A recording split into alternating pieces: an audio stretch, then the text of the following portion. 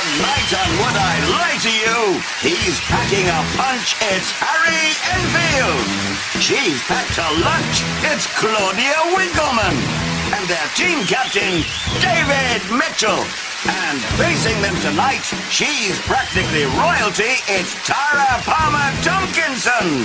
He's got a Netto loyalty card, it's Dave Spikey. And their team captain, Lee Mack. But now, risk bursting your head with screams of excitement for your host, Angus Deaton.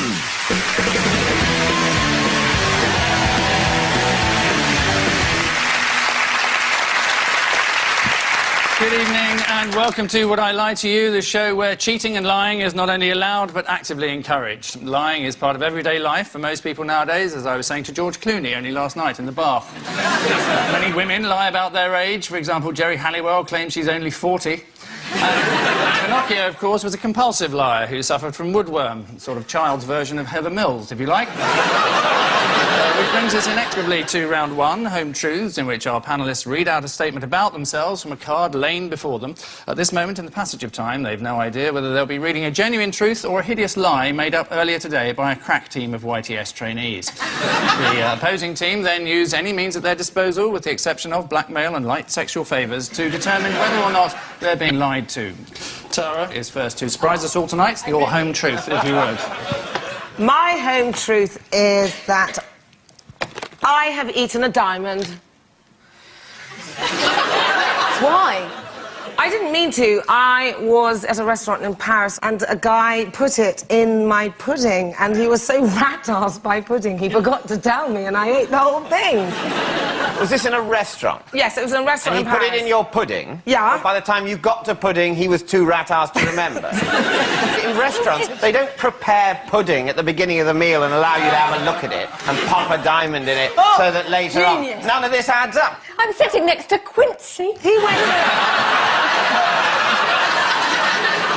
He said to the people before, look, I want to surprise her, so can you put this diamond in her pudding? So he gave them the diamond in advance. And then we had a row, and he got rat-arsed, and then I ate the diamond. End of. Right. At what point did he remember that he'd put this diamond in your pudding? Was it just after you'd eaten No, it? it wasn't just after. It was on the way back to... while we were walking along the Seine.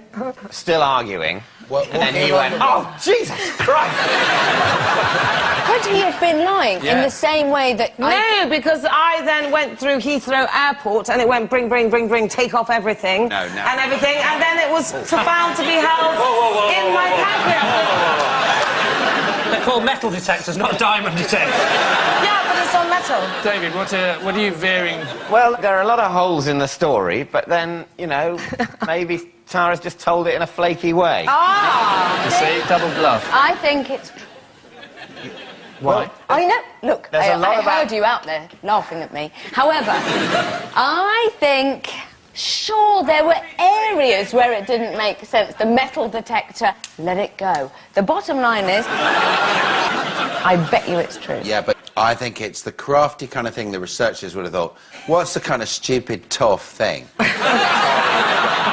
I'm going to go, it's a lie. He's saying it's a lie. I'm He's taking that overruling personally. Claudia. Tara, fact or fantasy? It's true. Sorry. It's absolutely true. I'm good at lying. I knew it. Yeah, it's true. Tara has eaten a diamond when it was left in her dessert. Hard to know what's more surprising, Tara not noticing she'd eaten a diamond or that she once ate a whole pudding. Not knowing what happened to the diamond, but if you're in a Paris sewer and see a rat driving a Ferrari, you'll know who found it. Harry, your home truth, if you would. I can identify any breed of dog just by hearing it growl. That's such a lie. How long have you been able to do this? Oh, yeah, right, oh, yeah. This is how you put them off the scent. Oh, yeah. I've been able to do it for 5 years.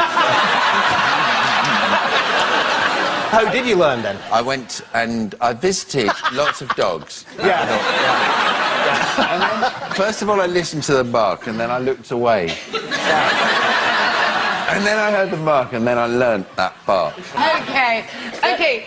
Do a demonstration of a Rottweiler. Woof. He can't imitate dogs. He just can recognise the growls. Okay, what's this one?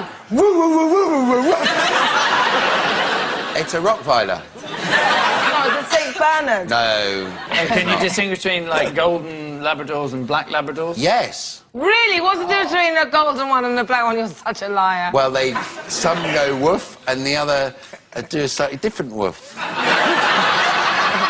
So you can do basically every single breed of dog. Can you do Could you, for cats example, too? just not even bother with the growls? Could you name 10 types of dog for us? Yes. Please. Go on, name them. Well, that would be a good time, yes. Golden Labrador. Yes. Black Labrador. Chocolate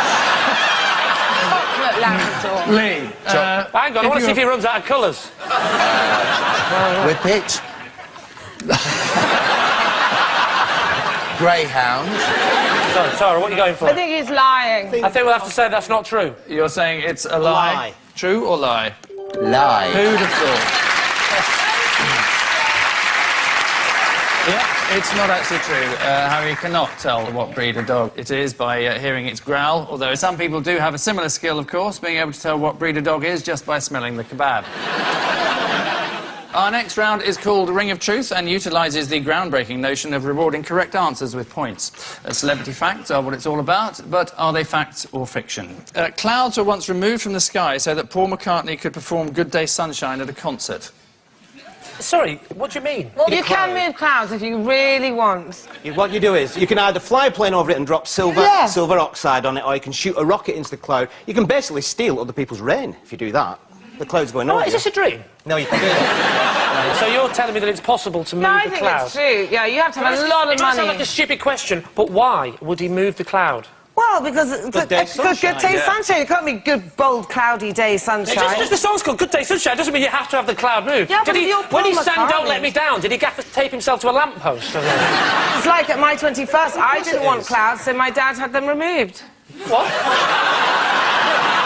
At my 21st, it was outside and we didn't have a marquee, so removed the clouds. Yeah. People Right, did it. actually, Did he really? Did he send up planes? You mean, Yeah, are you 2 not planes. confused? Did you honestly, at your 21st birthday, get a cloud moved? No, I got more than one. There was... Oh, my God.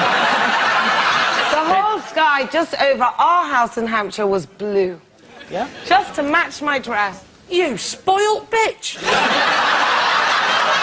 That's incredible! I might just add that was a lie. Of course my dad didn't have clouds removed, and I never even had a 21st. God, you guys are so gullible.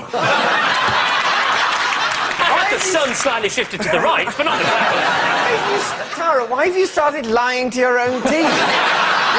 Lying is a skill that's useful in this game, but you found a way of using it that doesn't help you.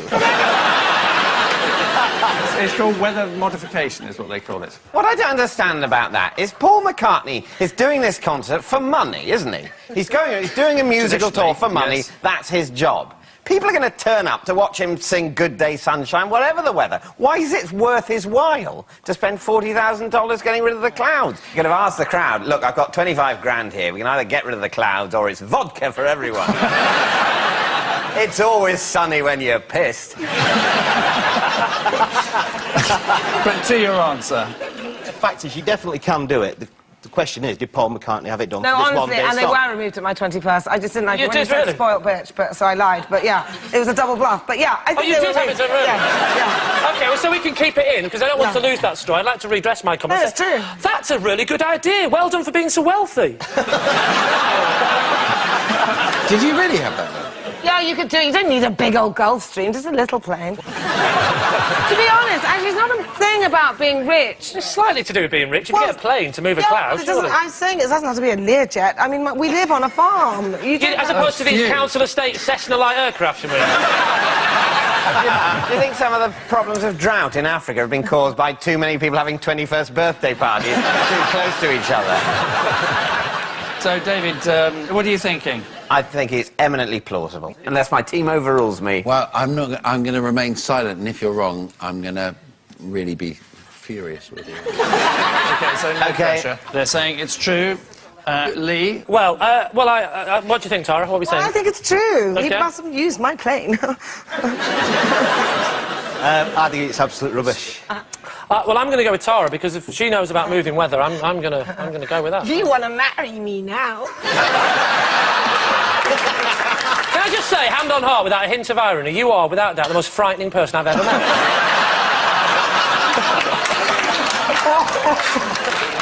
But I've always been like this. My grandparents were brother and sister.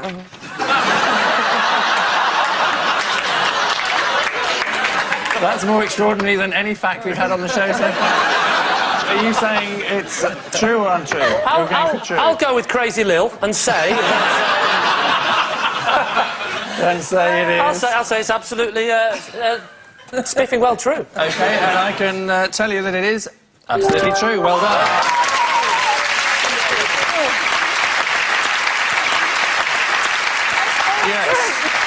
Yes, it's true. Paul McCartney did have clouds removed so he could perform Good Day Sunshine at a concert. Later that same concert, the audience asked to have its ears removed before he performed the frog chorus. And so, at the end of that round, it's Lee's team who are the cream of the crop, leading as they do, 3-2.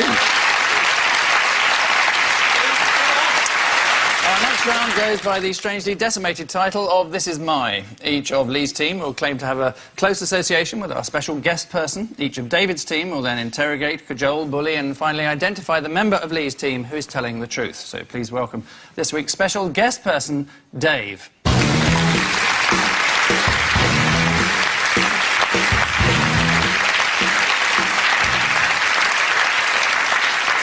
Now, Tara, perhaps you'd like to explain how you know Dave.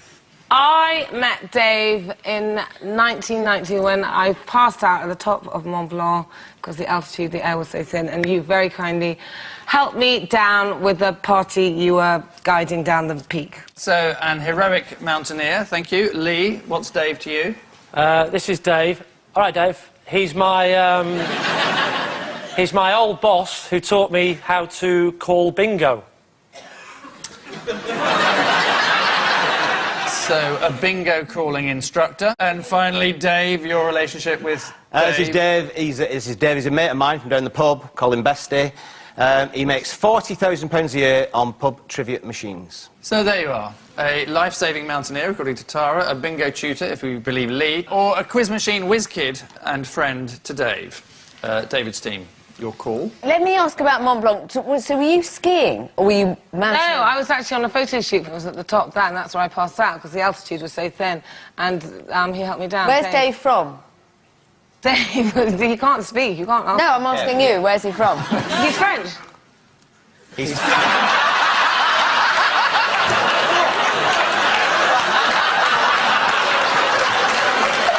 Okay. Right, we've taken one of them out.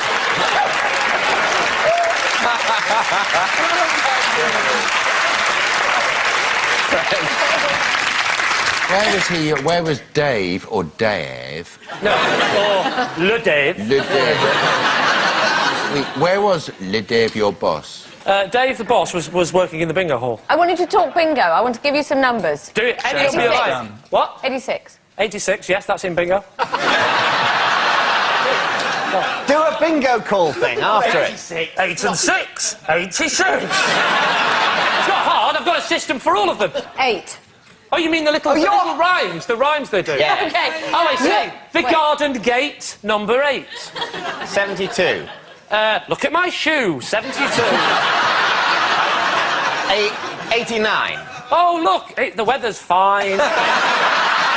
It used to be cloudy, but luckily we got Tara's plane to blow the clouds away. Look at it now, it's very fine, 89. So, why is he called Bestie? Bestie. He's called Bestie because he lives off bacon, egg, sausage and tomato. Oh, he doesn't look like a man who lives off bacon, egg, sausage and tomato. I look like a man who lives off bacon, egg, sausage and tomato. And, you know, even I've been known to have some fruit, so... 6 years ago. Wait, Dave's friend Dave makes 40 grand a year from... What's his favourite subject? It's just general knowledge, I think. You think? I think so, yeah. I don't follow him round, I just happen to know. Where does he I think you're telling... Oh, no. 37. Oh, no, sorry. Yeah, I know. I think you. Should get the hang of it. Does he declare his earnings to the Revenue and Customs? If not, what's he doing on television? I know about gambling from the bingo days. You don't pay tax on winnings and gambling, you pay it before you bet. So for every 10 pence that's put in the machine, if that was true, which it isn't because the bingo's true, a penny of it would be for tax. I don't think any of them have met him. None of them Yeah, are it true. turns out to be Angus's nephew, is that what you're saying?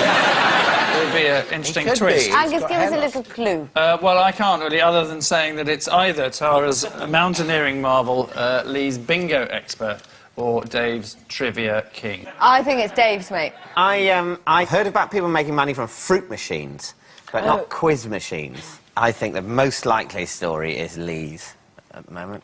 And you don't seem to be considering Tara's at all. We don't absolutely know Tara's wrong. There You might... don't absolutely know, but I think If the clue they- was when she said to Dave, I think you're telling the truth. That could be me just bluffing. You Not now don't you've know. said that. But Tara could be playing this game on a higher level than any of us. Right. Whatever Well, you say. I'm going to go. Go. I Go think on, it's Lee's bingo calling boss. Dave, special guest Dave, would you like to tell us exactly who you are? I'm Lee's ex-boss, and I taught him how to be a bingo caller.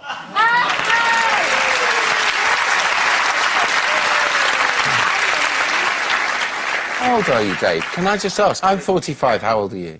Younger than you. Are you still maintaining that he's not telling the truth? You think in a minute, if you interrogate him enough, he's going to break down and go, oh, I knew I could not keep this up. I have been a fool. Many thanks, David. Many thanks to Dave Howard there, Lee's bingo calling teacher. The main skill of a bingo caller is to keep a smile on your face at all times, even as you're overwhelmed by the stench of lavender and urine. So, at the end of that round, a quick glance at the scores tells us that Lee's team, who are starting to flounder hopelessly, struggling as they are, 5-3. And so, to Telly Tales, this week our area of specialist interest is Tomorrow's World, the show that predicted the way all our lives would be in the future, although strangely didn't foresee that we would be living our lives without the television programme Tomorrow's World. OK, Harry has an intriguing piece of information loosely related to this. The flamboyant Prendeville takes the cue ball and places it for his opponent, the world champion of the year 2000. About to pick up the cue ball.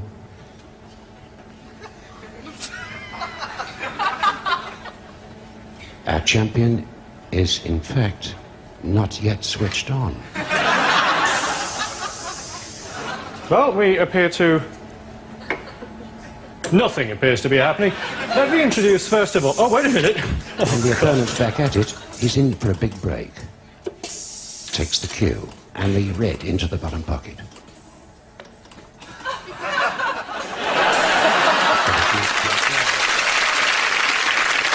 A flawless piece of broadcasting, a cheap robot, a snooker ball that has to pot, and all on live television. Who'd have thought anything could possibly go wrong? But what's Harry's related fact, Harry? One episode showcased a toaster connected to the internet that burned a weather forecast into your toast. Wow. There's too much information for my brain to digest. The toaster does... It dials up the internet and your toast pops out with a cloud, sun or raindrop symbol on it. I think Oh, it's symbol so on the ridiculous. toast, right. I mean, I'm guessing that, you know, sailors aren't using it, are they? There's a big thing we've got to get right with the weather, otherwise we could all die. Don't worry, check in on the old World Service. No. I've got a toaster. Little sun symbol. Let's get out there. Never seen again. Yes, I mean, not a very detailed weather forecast. Yeah, this sounds like an ITV weather forecast, what I'm hearing. Sunny! Not sunny! Sponsored by Powergen. It was voted one of the 80 most important ideas of 2001. Yeah, I think it's really good. You think it's true? Yeah, definitely. Tara, you got a machine that dries you when you come out of the shower. Yeah, I do actually. How do you know that? The Filipino boy told him. It's air. It's a what? It's just air. It just counts like a whole room. It just air. You Well, most people have stand there. air in their bathrooms. Hey, what's the it's problem very with towels? unhygienic to dry with towels, apparently. Right. How many people die of towel-related diseases? I mean, This is a level of hygiene that clearly doesn't actually matter. No, let me tell like you. when they say there are more germs on your chopping board than are on your Lucy. Well, if that's so, it clearly doesn't matter, does it? Because they don't do anything Can to I you. just say before you shoot me, I didn't design my bathroom. Someone else put the air in. OK, we're going to push you for an answer. I'm going to let Tara make the decision. True. But you are team captain. Your word is final. Yeah. OK, that's true. Yeah, because he follows. I've got him under my spell. Let's see if they are remotely correct. It is a true. It's a truth. Yes, it's true. Tomorrow's World did feature a toaster that burned the weather forecast onto your toast, and proof, if proof were needed. Let's see what we can expect from the weather. It's a prototype, so I have to help it a little bit. A bit cloudy that side, but this is the side that matters, and look, tomorrow it is going to be cloudy. That is shit. That is really shit. I imagined how it would be, and I imagined it about 10 times better than that. Tell you what, doesn't it look more like, uh-oh, looks like there's going to be an atom bomb dropped on us. Again. No, I think it's brilliant. That could become addictive every morning. Oh, I wonder what it's going to be. Don't open the curtains, let's wait. And then it comes out. It makes life fun. It doesn't sound like you have to struggle to make things fun. That's fun. Ooh, I can't wait till a vague shape on my toast gives me a shit idea of what the weather might be like. And then I'll open the curtains, it'll be different, and that'll be fun. So at the end of that round, it's David's team who are beginning to feel the heat behind as they are 6-5.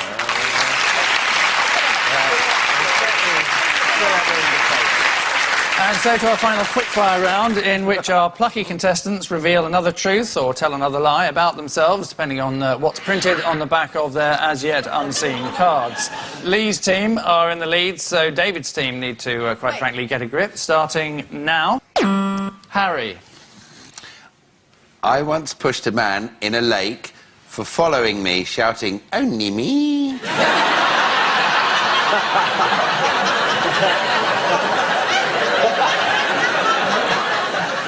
I really hope this is true.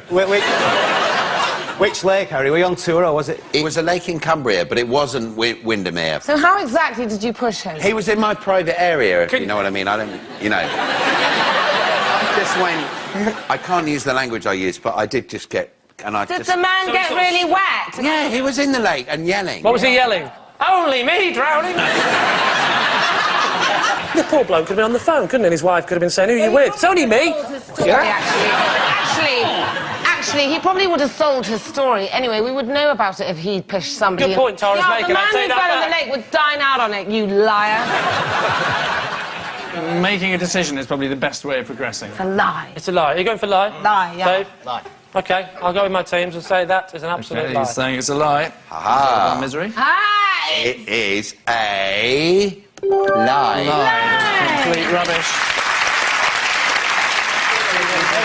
Yeah, it's a lie.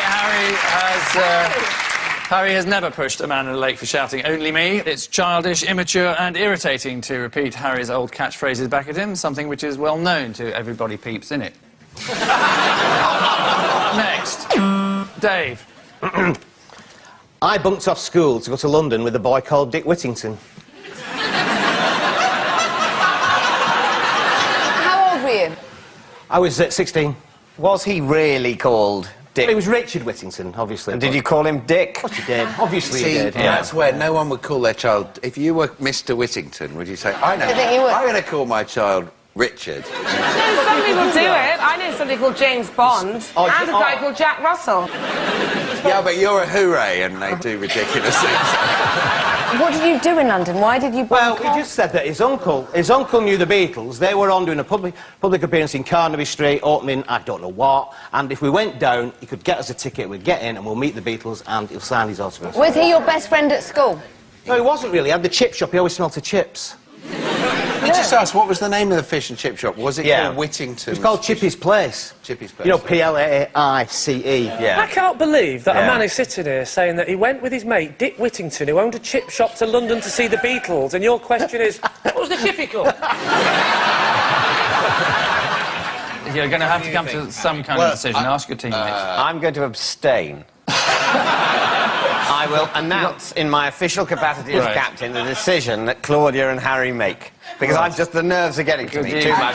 Anyone, of course, I think it's true. I think it's true. I think it's true. You think it's a lie? Actually, I think it's true. I think it's true. Right. I don't know is the answer. That doesn't help you. So it's all down to you, Harry. OK, let's say lie. It's a lie. They're saying it's a lie. It's absolutely nonsense. Yes, there you are. It is complete rubbish. Dave did not bunk off school to go to London with the boy called Dick Whittington. Luckily, Dave realised in time that the streets of London weren't actually paved with gold, but with chewing gum and dog shit. Next, Claudia. Oh, hello. Hi. I wrote to Jim will Fix It asking to meet ABBA. They wrote back offering the chance to see how the blue bits were made in cheese. Did you explain why they did that? Yes, they did, and I'll tell you for why. Because somebody was interested in the blue bits in the cheese. I'd like to throw in the word Stilton at this point. Okay. And that person had a cold. And so they had an opening. They had an area of the factory somebody could go in, or where they make cheese, with the cows. Cows, yeah. The cows provide the milk. They don't manufacture it. So basically, what you're trying to convince us in this story is that you've written off to want to see ABBA. I did. And he said, would you be interested in doing the cheese thing instead of the ABBA thing? I did. Yes. And you've got back and said you don't want to do that. Oh, well, I politely declined. Well, you Claudia, would, you're such a bad liar. I don't believe a word of it. So you didn't go? And you never met ABBA? I never met ABBA, and I didn't meet the cheese people. And you never got a Jim will Fix It badge. No. Lee, a decision of some sort. Tara, what do you think? I think Claudia's lying. And what are you basing that on? I just know Claudia. No! I think it's accepted. I think, yes, that she probably wrote and wanted to see ABBA, but they wouldn't offer you cheese. Yeah, exactly. That's the bit I'm doubting, it's the cheese bit. Should we go with the lie, then? Yeah, I'll go for the lie. I think Claudia might be lying. OK, Claudia. OK. Truth or lie? I will tell you. OK. It is actually true. Ah, you're so good. It's completely true. Yes, it's true. Claudia did ask Jim will Fix It if she could meet ABBA, but was instead offered the chance to see how the blue bits were made in cheese. So Jimmy's quite keen on seeing how blue mouldy bits develop. That's why he stayed with his mum so long after she died. The blue bit in cheese is, in fact, a living fungus that smells slightly off and serves no useful purpose, much like Sir Jimmy himself nowadays. Enough. I'm sorry, but he's well out of order. Enough about Jimmy Savile, or to give him his full title, Sir Jimmy Savile, the creepy old man who washes his pants in the showers. Which rude interruption means at the end of our final round, it's David's team who have proved themselves to be superior human beings, having crushed Lee's team 9-8.